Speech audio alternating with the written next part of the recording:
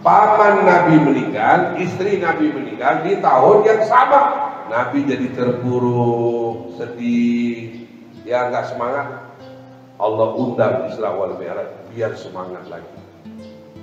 Linuriyahu min ayatina, bukan untuk menerima perintah sholat. Jadi bukan gini, Jibril datang, Muhammad, ini Allah mau kasih perintah sholat, tapi ambilnya di langit. Oh bukan. Sedang sedih Nabi Muhammad ditinggal dua manusia besar. Kata Allah, Jibril, sok wujud Nabi Muhammad ke Sidratul Muntaha. Satu. Alasan kedua, orang, kenapa ada Isra wal Mi'raj? Alasan kedua, mengabulkan permintaan ahli langit. Makhluk yang ada di langit bilang begini sama Allah, Tuhan, jangan cuma orang bumi dong dapat Nabi Muhammad, kita pun pengen yang di langit. Allah, jangan cuma Muhammad di bumi doang dong, telapak kakinya, omongannya, jalan bersama makhluk di bumi aja. Kita di langit gak kebahagiaan Nabi Muhammad. Diminta, tolonglah bawa Nabi Muhammad jalan di kita juga. Rasulullah. Langit, arsy, kursi, lauhil mahfuz, malaikat yang ada di langit, semua pada Tuhan. Kapan atuh undang Nabi Muhammad datang ke langit atuh ketemu kita, kita pun pengen barokahnya, kita pun pengen keagungannya, pengen. Diminta, Allah kabulkan. Muhammad Isra wal Mi'raj, menghibur dan mengabulkan doa ahli langit. Ketiga, memperlihatkan tanda-tanda kebesaran Allah. Naon wae tanda-tanda kebesaran Allah. Melihat Allah langsung. Oke. Tidak pakai begini tabir. Allah di balik tabir, Muhammad itu ada. Langsung melihat Nabi Muhammad dengan Allah. Tanpa ada tirai tabir tembok, nggak ada. Dan pakai mata yang terbuka, bukan nutup mata ngebayangin Allah, enggak. Melotot matanya lihat Allah terbuka jelas. Nabi Muhammad bukan melihat Allah sambil tutup mata menundukkan kepala. Oh Allah tinggi, masya Allah, Allah di depan saya. No. Rasulullah buka mata dan melihat Allah. Maka dabal fuadu mar'a, kata Allah. Hatinya tidak mendustakan apa yang dia lihat. Apa yang dia lihat? Rasulullah melihat Allah langsung. Satu. Dua, melihat aslinya Jibril. Rasulullah yang ngomong, saya melihat malaikat Jibril berdiri dari bumi sampai ke langit 7. 300 sayap dari kanan, 300 sayap dari kiri. Jibril aslinya. Apa kata Rasulullah? Satu dari sayapnya dibuka, separuh dunia gelap. Kari hiji. Sayapnya berapa? 300 di kanan, 300 di kiri. Baru buka satu aja, separuh dunia gelap. Lamun digoyang, gempar. Asli Jibril. Linuriyahu min ayatina. Allah perlihatkan Nabi Muhammad. Apa yang diperlihatkan? Nabi Muhammad melihat Allah langsung, melihat Jibril itu asli. Tiga, melihat surga dan neraka Allah. Bapak Ibu, surga sudah ada, neraka sudah ada. Ya, maksudnya apa? Surga sudah ada, ngantosan ibu-ibu sopan. Mengambil hujan, sing jadi ahli surga, amin. Sing jadi bidadari surga, amin. Ulah panggela-hela, amin. Sing panjang umur sampai Ramadan, amin. Oh iyalah, kira doakan maut jangan. Ibu sing cepat maut, jangan. Karunia anak can nikah, anak nikah. Enggak, panjang umur. Surga dan neraka sudah ada, sudah dilihat oleh Nabi. Kalau kaitannya Isra wal Mi'raj, surga dan neraka itu ada di sana. Di mana? Di Sidratul Muntaha ada surganya Allah. Kalau ikut ayat itu. Saya pernah ditanya oleh Jenderal Bintang 2, Pak Kiai, emang surga udah ada? Dan sudah ada penghuninya, neraka juga udah ada. Saya bilang sudah ada penghuninya dari Nabi Adam pergi ke air. Surga udah ada yang tempatin, neraka sudah ada yang tempatin. Masalahnya adalah surga dan nerakanya di mana? Saya bilang, saya nggak tahu, kan saya belum ke sana. Muhammad sudah, saya kan belum. Dan ulah didoakan Yusuf abdikan itu. Barunya. Saya belum. Tapi surga neraka sudah. Dan Allah perlihatkan kepada Nabi penghuni surga dan penghuni neraka. Makanya ada satu riwayat, kalau ibu belum dengar lah ya, Rasulullah SAW panggil sahabat bernama Huzaimah ibn al-Yaman. Huzaimah ibn al-Yaman ini antara sahabat yang dimuliakan Nabi di antara beberapa sahabat. Nabi ada tulis selebaran nama-nama umat Nabi yang akan masuk surga. Nama-nama umat Nabi, bukan sahabat ya, umat Nabi. Nama-nama umat Nabi yang akan masuk surga. Dan itu nggak ada lebih, nggak ada kurang, segitu aja. Nabi tulis, Nabi gulung, Nabi kasih. Huzaimah ibn al-Yaman, titip ya, simpan baik-baik. Pergi aja. Tidak lama dari waktu itu datanglah Sayyidina Umar. Kata Sayyidina Umar, Rasulullah, ada kabar Nabi ada catat nama-nama penghuni surga. Kira-kira nama saya ada nggak? Kata Sayyidina Umar, tanya sama Nabi langsung. Kira-kira nama saya ada nggak? Apa jawab Nabi? Nanya aja sama Huzaimah ibn al-Yaman ya. Saya udah nggak ingat. Nggak dihafalin di saya. Sayyidina Umar tuh, Nabi nggak jawab. Dia bilang, nanya ya sama Huzaimah ibn al-Yaman. Udah aja. Sayyidina Umar pergi lagi ke rumah Huzaimah ibn al-Yaman. Huzaimah, hari katanya Nabi titip nama-nama orang yang dijamin surga sama Nabi. Hari nama saya ada tuh. Sayyidina Umar, apa jawab Huzaimah ibn al-Yaman? Tidak ada. Sayyidina Umar, tidak ada namanya di situ. Ya bingung lah. Orang sekelas Sayyidina Umar, Nabi menuliskan nama-nama orang yang dijamin surga.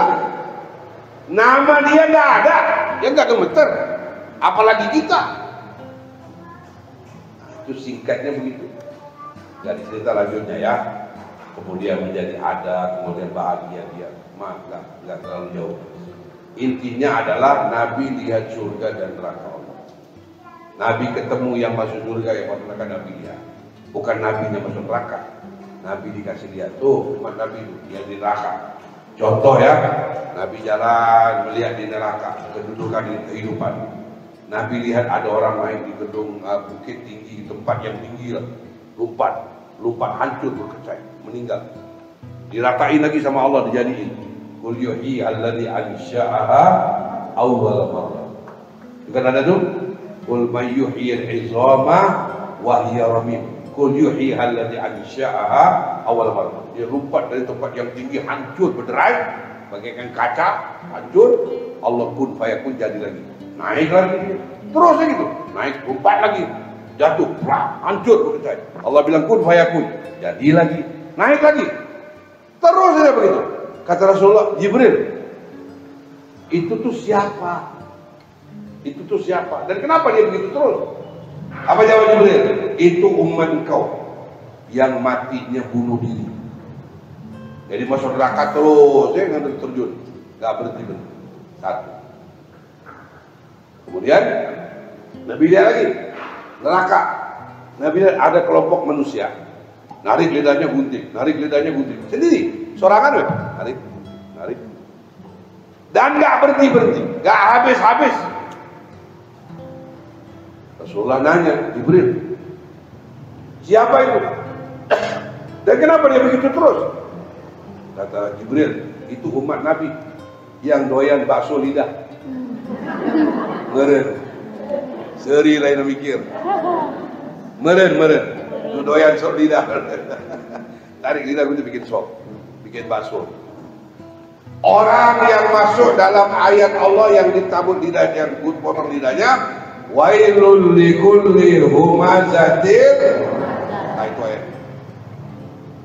Cari tahu aja apa yang dilakukan oleh lidah. Saya pernah ingatkan, ibu kalau ngaji sih benar. 21 perbuatan lidah menjadi sabab manusia masuk neraka. Berapa? 21. 21 aktivitas lidah yang membawa manusia masuk neraka. Nuka hiji, ngomong yang baik masuk neraka. Paham kan itu? Ngomong yang baik masuk neraka. Bagaimana ngomong yang tidak baik? Maksudnya gitu ya. 21. Ada anak ngomongnya baik-baik sama ibunya supaya ibunya sholat, karunya ke sekolah. Mama, dalam umur mama lanjut sakit-sakitan, sebelum meninggal tuh sholat. Ngomong baik-baik, ngomong pelan-pelan dari kejauhan, netes air matanya. Mani anaknya nasihatin saya, besok pinter. Saya ngegedein dia, ngelahirin dia, lebih pinter dia. Menintes sopan, kesinggung. Padahal ngomongnya baik kan? Masuk neraka. Komon, wah, sholat atuh, nggak sekolah, sholat. Wah, kita mah pasti preman Sunda. Bentak-bentak lebih parah. Ini ngomong baik-baik, pelan-pelan. Wah, sholat, umur, sakit-sakitan, mumpung ada umur, sholat. Baik-baik aja ngomong. Begitu dia pergi, netes air mata sedih ditegur ku anak, kesinggung. Bisa jadi tak? Mampus tu anak, mampus demi Allah, dilaknat Allah sampai akhir hayat. Ngomongnya baik masuk neraka. Kita ngomong baik, tapi tujuannya ke guru. Dan kalau bisa Ustaz kir. Ada orang itu beri pendapat ke guru, Habib, kalau bisa Habib kir. Kalau begini mah janganlah. Nasihatin, berberi pendapat ke guru, masuk neraka usabab durhaka. Jangan diam-diam. Kata Rasulullah sallallahu alaihi wasallam, min husnil islamil mar'i tarkuhu ma la ya'ni. Muslim nu bener kita ngurus urusan batu, urusan sorangan. Satu, kata Nabi, lamun bener ibu orang beriman, lebih baik diam daripada ngomong. Karena ngomong yang baik masuk neraka. Di Quran saya pernah bahas di trans, kaulan karimah, kaulan layyina, kaulan sadida, kaulan ma'rufah. Beda-beda tuh. Kalau terhadap orang tua, wa qul lahuma kaulan karimah. Satu. Orang beriman kaulan sadida. Ada lagi sama manusia kaulan ma'rufah. Ada lagi kaulan layyina. Jangan kaulan sadida. Quran bicara yang baik masuk neraka. Nabi lihat ada orang tarik lidahnya potong di neraka. Nabi nanya, "Eta saha?" Eta umat Nabi doyan bakso lidah. Jadi terkenyang-kenyang katanya, neraka cari bakso lidah lagi.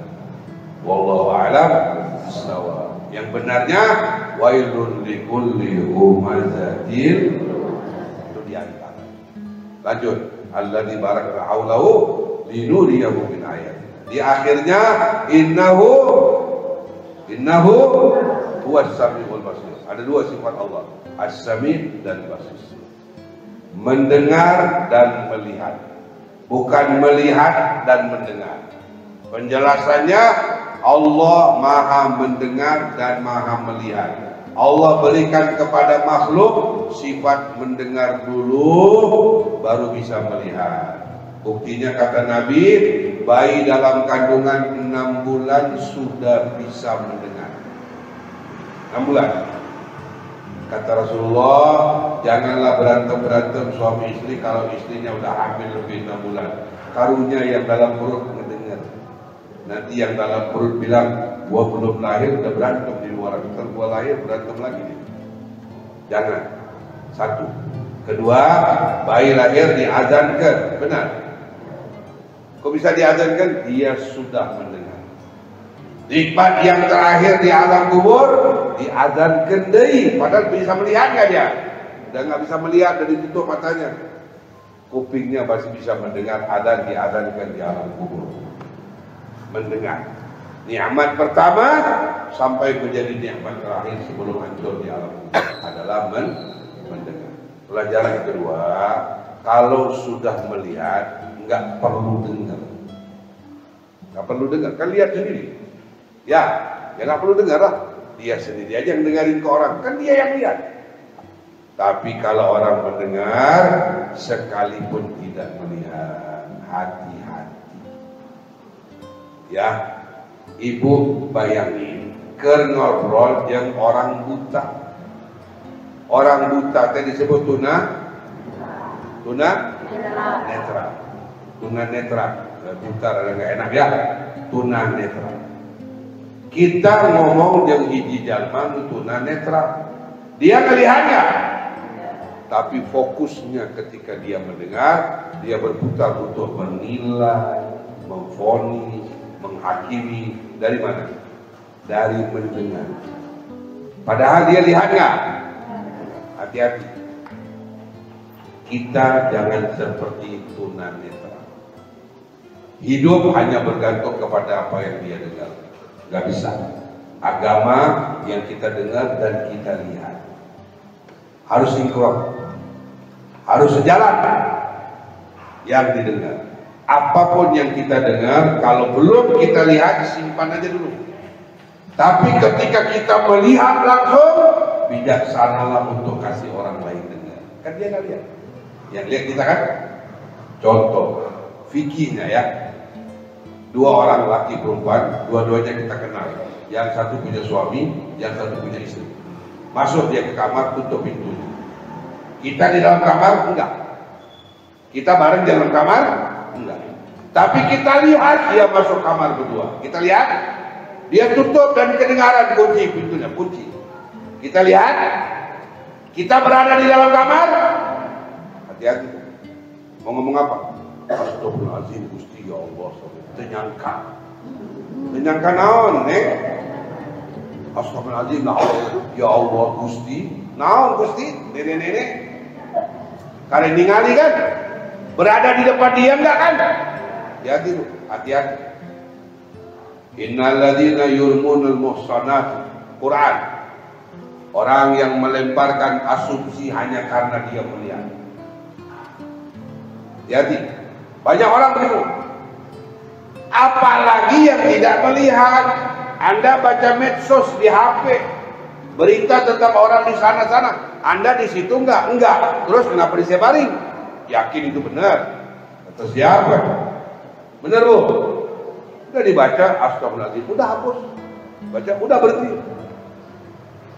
Udah. Dengan yakinnya nyebarin.